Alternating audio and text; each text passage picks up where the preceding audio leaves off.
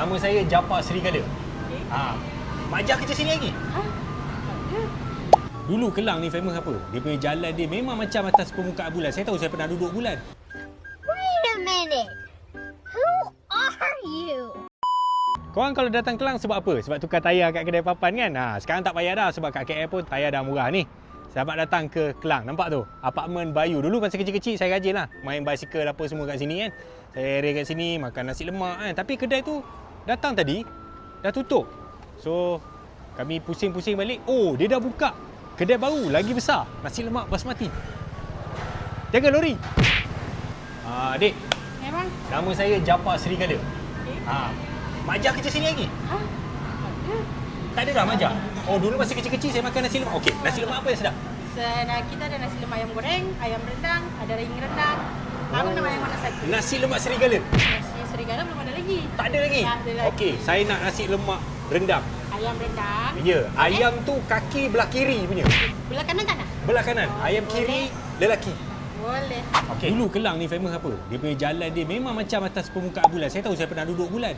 Memang teruk. Tapi itu dulu lah. Sekarang kalau korang datang, sama je. Jalan dia berlubang juga. Makan dulu.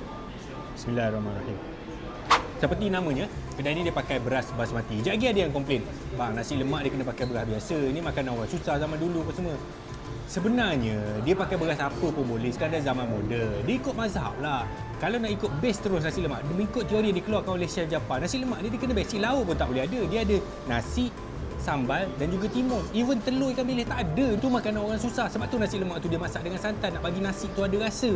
Tapi dah sekarang dah moden. Tak kisah pun nak bubuh lauk apa. Cuma kalau nasi lemak tu ada cheese, itu salah. Itu dosa. Kedai ni daripada kecil lagi saya dah makan. Sekarang dia dah ada 2 branch. Kat sini dia punya HQ kat area Taman Ciliung, Pandamaran. Dia ada 2 lot kedai. Lepas tu dia ada dekat Bukit Tinggi. Dan tahu tak apa yang best dekat sini? Dia buka 24 jam dan sistem dia macam sistem layan diri lah, macam kita pergi fast food apa semua. 24 jam dan bukan nasi lemak je. Dia ada juga benda lain. Contohnya macam soto, kemudian dia ada yimi, sizzling tu kan. Biasa kalau kita nak makan sizzling ke soto, kena makan siang ataupun kena makan dekat Aeon Bukit Tinggi. Kena makan dekat food court kan. Ni tak payah. 24 jam. Pukul 3 pagi nak makan pun boleh.